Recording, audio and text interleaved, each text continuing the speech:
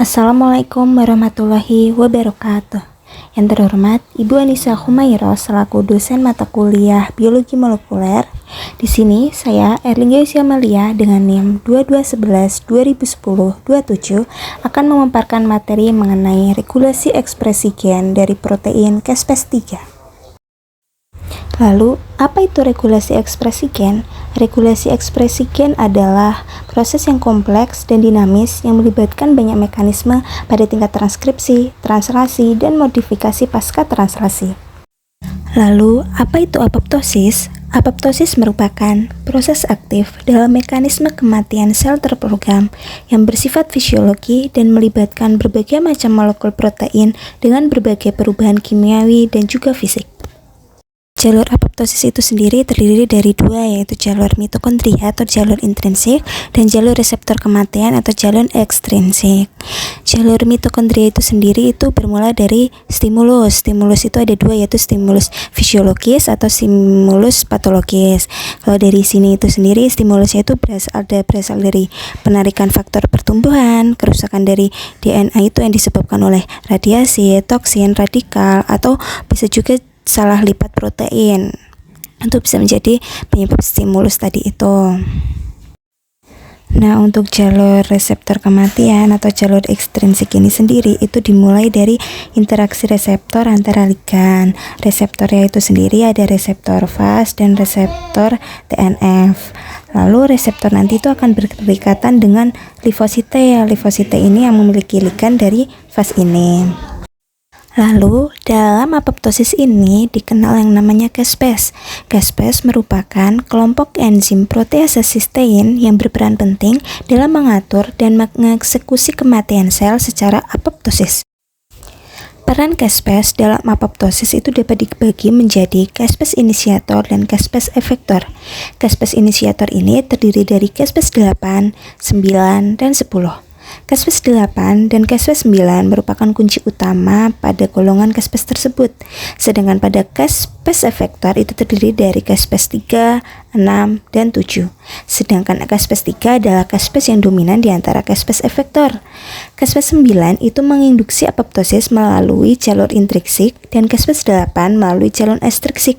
Kemudian keduanya itu mengaktifasi caspase efektor seperti caspase 3.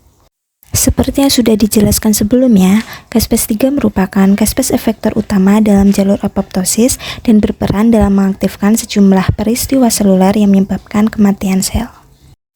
Pathway caspase 3 ini berfungsi untuk menjaga keseimbangan homeostasis seluler dan memastikan kematian sel yang terprogram itu terjadi dengan cara yang terkendali dan terkoordinasi. Mekanisme dari pengaktifan caspase 3 ini bisa melalui jalur ekstrinsik ataupun jalur intrinsik. Lalu nanti akan diaktifasi menjadi caspase 3. Yang pertama yaitu pada jalur intrinsik. Pelepasan sitrosom C dari mitokondria itu terjadi setelah kerusakan DNA. Sitrosom C itu akan membentuk kompleks apoptosom bersama protein-protein seperti APAP1 dan pro-caspase 9. Aktivasi dari caspase 3 itu menginduksi pelepasan enzim endenuklease, kadaverin, dan faktor apoptosis induksi atau AIF dari mitokondria. Kedua tersebut itu berkontribusi pada pemecahan DNA dan degenerasi inti sel. Lalu apoptosom akan mengaktifasi caspase 9 yang selanjutnya mengaktifkan caspase 3 melalui pemotongan atau aktivasi. Pada jalur ekstrinsik, itu kompleks DISC yang terbentuk itu mengaktifkan caspase 8. Lalu caspase 8 itu mengaktifkan caspase 3 melalui pemotongan atau aktivasi langsung tadi dan nantinya akan terjadi apoptosis. Seperti yang sudah dijelaskan sebelumnya bahwa caspase 3 ini tuh diaktifasi melalui pemotongan oleh caspase 8 yaitu di jalur ekstrinsik dan caspase 9 yaitu di jalur intrinsik.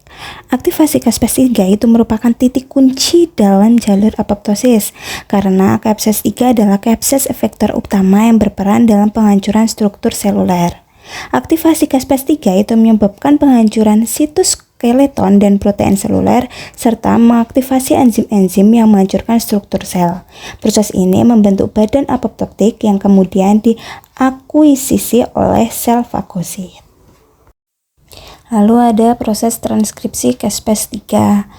Proses transkripsi Caspase-3 ini ada beberapa tahapan. Yang pertama itu ada pengenalan promotor, yaitu transkripsi dimulai ketika enzim RNA polimerase itu mengenali dan berikatan dengan wilayah promotor pada DNA yang berkaitan dengan gen Caspase-3.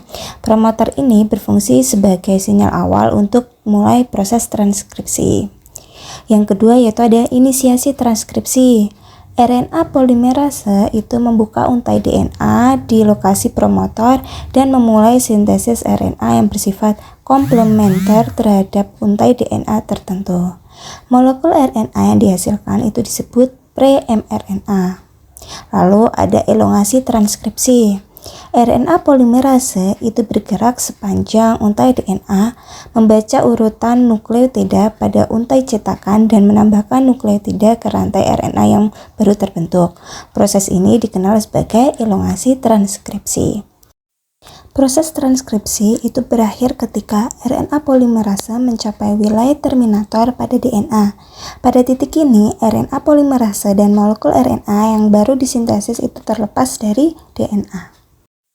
Dalam proses transkripsi Caspase-3 ini adalah langkah awal dalam ekspresi gen yang akan menghasilkan molekul RNA dengan urutan nukleotida yang sesuai dengan gen Caspase-3. Pre-mRNA ini kemudian akan melalui proses pasca processing sebelum diubah menjadi mRNA matang yang selanjutnya akan digunakan sebagai cetakan untuk sintesis protein Caspase-3 selama proses translasi di dalam sitoplasma. Baik, itu tadi adalah pemaparan materi dari saya. Kurang lebihnya saya mohon maaf. Wabillahi taufiq walhidayah. Wassalamualaikum warahmatullahi wabarakatuh.